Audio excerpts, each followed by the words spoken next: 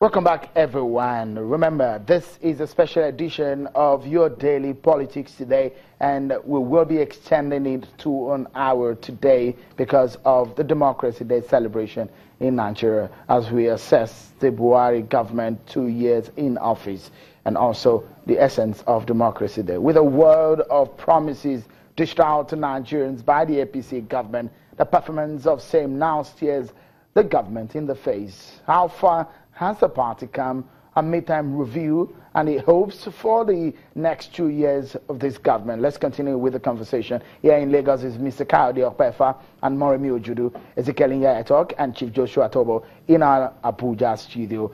Let me quickly get to Abuja now. Let me begin with you, Mr. Nyetok. With what we saw this morning, do you think that there are some realities that are being set from what the acting president said today in his speech? Do they meet the realities of the average Nigerians on the street? I want to express our gratitude to God and to wish Nigerians a happy Democracy Day.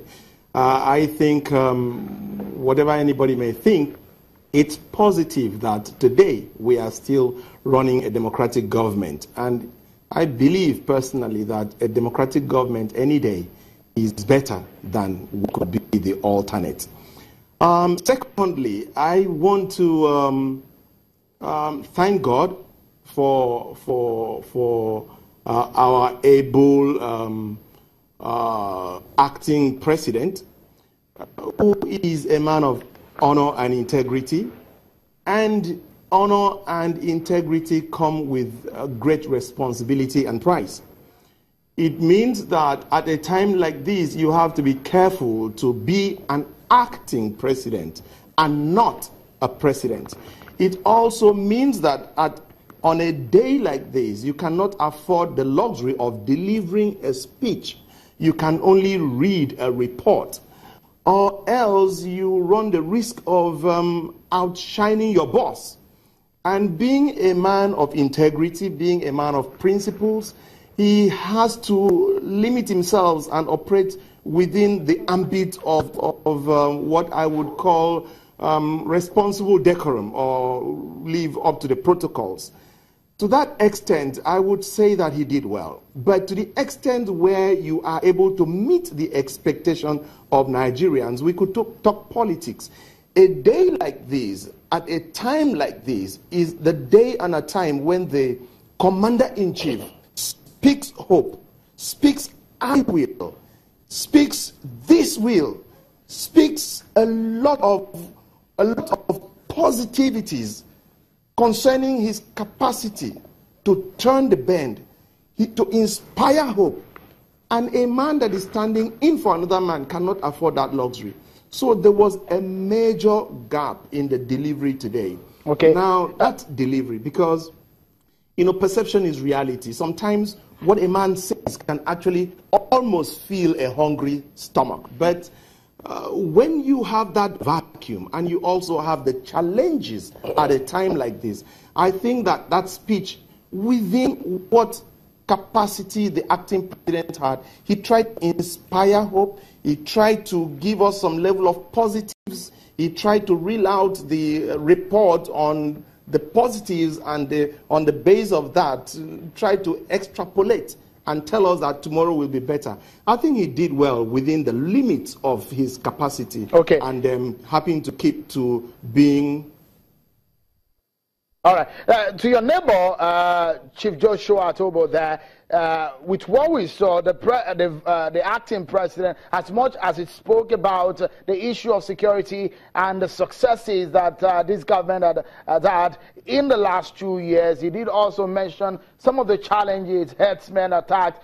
He did mention the successes on how they've been able to curb the militancy in the Niger Delta that has helped production of oil, and also the issue of Boko Haram insurgency and how in 2 2 years that has been doused in the Northeast region. But if you look at it as a major mandate of this government that did say that, look, security is just going to be a major one, would you give this government a pass mark based on the report the acting president gave to Nigerians today?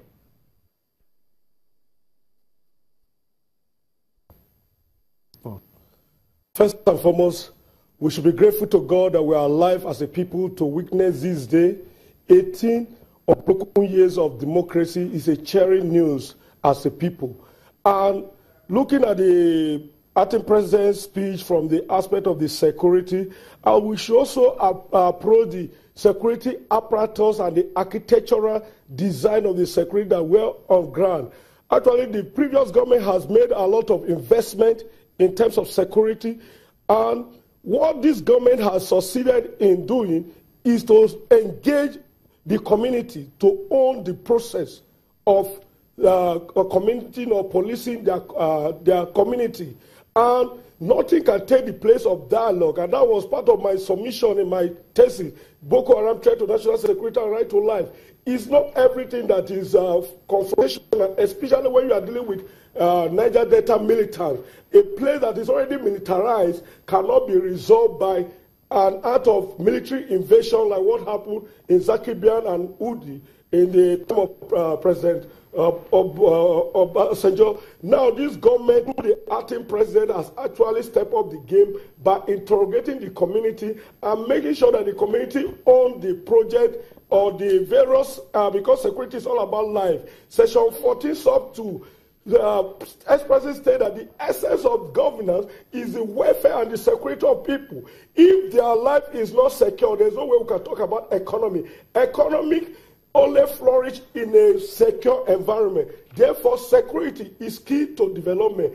Security is key to economic advancement. And if you look at the Fulani herdsmen, a lot of issues have been, politics have been made about it. Fortunately, I'm from Benue State, and I discovered that the issue has been underreported. A lot of farmers can no longer perform their lawful occupation as a peasant. So the aspect of the Fulani herdsmen has not actually been squared. If I may just ask you a straight question, Mr. Atobo, if I may ask you a straight question, if this government that says that security is a major one for them, and at this point, 2 years after, we've seen herdsmen attacks here and there in the Benue State, we've seen in some parts of Kaduna State, in southern Kaduna, would you give this government a pass mark in terms of security, considering also the Northeast war that is being fought? Yes, I will give them 60%, because security is an invisible asset that you cannot see, but you feel the impact. Because we should also realize that there are some community, some individuals that create problems to benefit from the crisis. If you look at what happened in Boko Haram, especially in the Northeast, we have seen some economic dimension to Boko Haram, how persons have profited from even the humanitarian service of IDPs, where millions that were budgeted for the welfare of the internal dispersing were embezzled. So the aspect of measuring this government, the government has tried, and there's a need for them to step up the game. Before I come to Lagos, Mr. Atobo, sorry if I bought in here. If I may butt in here, sorry that I cut you short. Let me quickly go to Mr. Ayato before I come to Lagos. The acting president did talk about how slow the arm of justice in the fight against corruption is in Nigeria. That's another major one. How would you assess this government based on that fact to anti-corruption war, considering that an SGF in government has been suspended by this government? Would you say this government is serious with the anti-corruption war? My brother, you do not deal with principles in a nation like this by taking isolated cases. It takes us nowhere. What you do is you look at the holistic picture with respect to the architecture. I'm an architect, so I like that word, architecture, of our fight against corruption. I think that it's fundamentally flawed and wrong. I believe that the game plan has not stepped up to the realities of the present system globally, what you may call global best practices with respect to anti-corruption war.